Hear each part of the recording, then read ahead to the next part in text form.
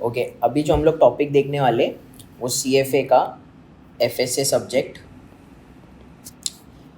का चैप्टर है cash flow statements. उसका एक पर्टिकुलर कंसेप्ट हम लोग देखने वाले कि कैश रिसीव्ड फ्रॉम कस्टमर्स या डिस्ट्रीब्यूटर कैसे देखना है। ठीक है, कस्टमर या डिस्ट्रीब्यूटर से कैसा देखना है। तो एग्जाम में ना ऐसे टाइप में आएगा, वो लोग डेलिबरेटली क्या करेंगे, 2024 का इनकम स्टेटमेंट का डेटा देंगे, बैलेंस शीट देंगे 2024 का, 2025 का income statement and balance sheet as of 2025। अभी है ना, देखो बेसिक कंसेप्ट जैसा मैंने पहले भी बोला है, वापस एक बार बोल देता हूँ। इनकम स्टेटमेंट सिर्फ 1 साल का बनता है, वो कभी भी कैरी फॉरवर्ड नहीं होता है। Balance sheet on the other hand हमेशा कैरी फॉरवर्ड होता है, मतलब 2024 एंड 2025 हमेशा रिलेटेड रहेगा, बट इनकम स्टेटमेंट 2024 2025 रिलेटेड नहीं रहेगा। तो एग्जाम में ऐसे पूछेंगे, cash receive from customers as of 2025, मतलब फॉर द पीरियड ऑफ 2025, ये क्वेश्चन है। तो हम लोगों को सबसे पहले इनकम स्टेटमेंट 2024 का देख के कोई मतलब है क्या? नहीं। तो ये वो डेटा ऐसी दे रहे जो हम लोग को नहीं देखना है।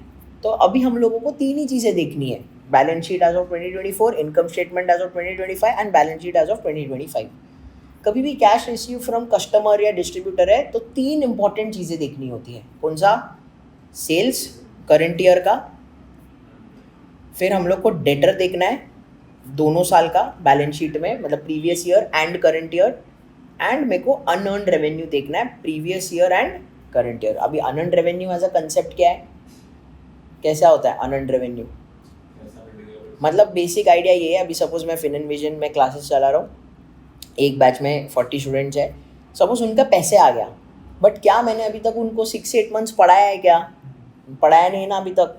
तो मैं जब तक सर्विस प्रोवाइड नहीं करता हूँ, इनकम स्टेटमेंट में आएगा क्या?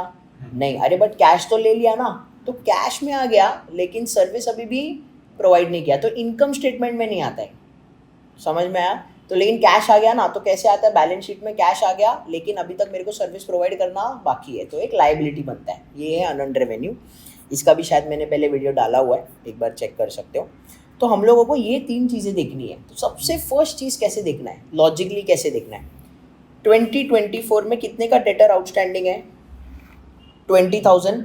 मतलब मुझे 20,000 आना बाकी रह गया था 2024 में। अभी 2025 में कितना सेल हुआ भाई अलग सा? 60,000। यानी कि टोटल मुझे कितना मिलना है? 20,000 प्रीवियस ईयर का मिलना था, अभी मैंने 60,000 का सेल किया है, तो 80,000 मिलना था, तो 80,000 मुझे मिलना है। फिर मैं देखूंगा कि भाई ये साल का डेटर कितना बच गया है, तो कितना आ रहा है? 6,000। यानी 80,000 में से 6,000 अभी भी आना बाकी है, तो भाई आया कितना? 74। तो समझा क्या कैसे करना है? डेटर, सेल्स और डेटर करके चेक करो तो आंसर आ जाता है 74,000 बराबर। अभी लेकिन एक और चीज़ है, अनअर्न्ड रेवेन्यू। तो अनअर्न्ड रेवेन्यू क्या था? लास्ट ईयर कितना था? 10,000। मतलब कैश आ गया था लेकिन सर्विस प्रोवाइड नहीं किया है। ये साल अनअर्न्ड रेवेन्यू कितना है? 15,000। तो हम लोग को कैसे देखना है, 10,000 का कितना हो गया है? 15,000। मतलब ये साल, ये पर्टिकुलर ईयर में 5,000 आ गया है, जो मैंने सर्विस अभी तक दिया है क्या? नहीं। तो सेल्स में नहीं आया रहेगा, वो डायरेक्ट मेरे कैश फ्लो में आ गया है। समझा? इनकम स्टेटमेंट में नहीं रिकॉग्नाइज हो रहा है, लेकिन भाई कैश फ्लो स्टेटमेंट देख रहे हैं ना यहाँ पे कितना कैश आया। तो पहले 10,000 अनअर्न्ड रेवेन्यू था, अभी 15,000 हो गया, यानी कि 5,000 का ये साल में अनअर्न्ड रेवेन्यू आया है। अनअर्न्ड रेवेन्यू आया मतलब कैश आ गया। तो क्या करना है? 74 प्लस 5, तो आएगा मेरा 79,000। तो आंसर है 79। समझा? ये उसका लॉजिक है। अगर फास्ट करना है तो कैसे करेंगे? सेल्स कितना है भाई? 60,000, तो लिख लो 60,000 ये साल का।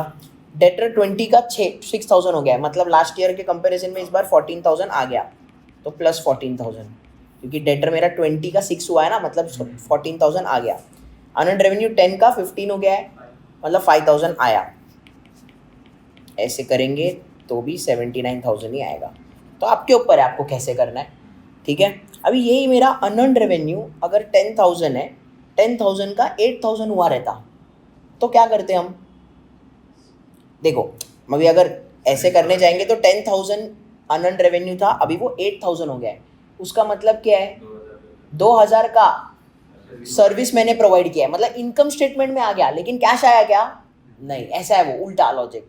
अगर 10,000 अनअर्न्ड है और मेरा ये साल का अनअर्न्ड रेवेन्यू 8,000 है, तो मैं क्या बोलूँगा? कि 2000 का अनअर्न्ड रेवेन्यू अभी मेरे सेल्स में आ गया, क्योंकि अभी मैंने सर्विस प्रोवाइड कर दिया, 10,000 में से 2000 का सर्विस प्रोवाइड कर दिया तो इनकम स्टेटमेंट में, लेकिन भाई कैश नहीं आया, क्योंकि कैश तो प्रीवियस ईयर ही आ गया ना। तो ये साल क्या करेंगे, वो सेल्स में से हटाना पड़ेगा। तो अपन क्या करेंगे, अगर 10,000 का 8,000 हुआ अनअर्न्ड रेवेन्यू तो यहाँ से माइनस करेंगे। समझ में आया लॉजिकली कैसे करना है करके? अच्छा, अभी डाउट ये है कि अगर 10,000 का 8,000 हुआ तो कैश आ गया है, ये था डाउट कि क्या था कि सर यही था कि कैश तो ऑलरेडी आ गया, नॉन रेवेन्यू मतलब कैश ऑलरेडी आ गया एंड अभी 2000 का सर्विस प्रोवाइड किया तो फिर से कट क्यों हुआ सर? हाँ, तो बेसिकली कैसा है, 10,000 का 8,000 हुआ का मतलब क्या है, देखो आपको समझना है, बैलेंस शीट 2024 में अनअर्न्ड रेवेन्यू 10,000 आया ना, यानी कि 2024 में ही कैश आया रहेगा इसका 10,000। समझ में आया?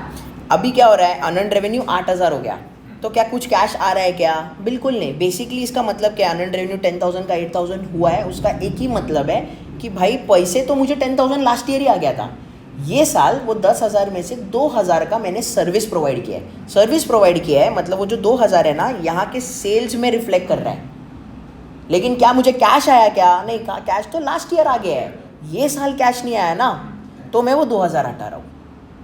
वो 2,000 क्यों हटा रहा हूँ? क्योंकि सेल्स मैंने कंसिडर किया है पहले कैलकुलेशन में। देखो ना, 20 + 60 80, बट भाई ये जो 60,000 है उसमें 2,000 तो लास्ट ईयर का था, तो हम लोग उसका इफेक्ट हटा रहे। वैसा है उसका मतलब, क्योंकि कैश एंट्री नहीं है वो। अनअर्न्ड 10 का 8 हुआ है, तो बेसिकली क्या है, कैश तो मुझे पहले ही मिल गया था, अभी सर्विस प्रोवाइड हुआ है। यही अगर मैं ऐसे करूँ, जो अपना ये वाला है,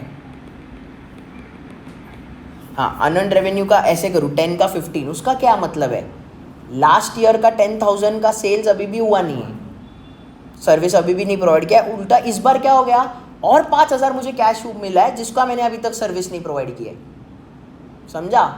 तो 5,000 रिकॉर्ड होएगा ना, क्योंकि 5,000 आया तो मैंने ऐड किया, ऐसा है उसका मतलब। एंड वो 2000 सेल्स में से लेस होगा, तो वही ना, इसके लिए लेस किया ना हमने, 10 का 8,000 है तो 2,000 लेस। समझा? डन।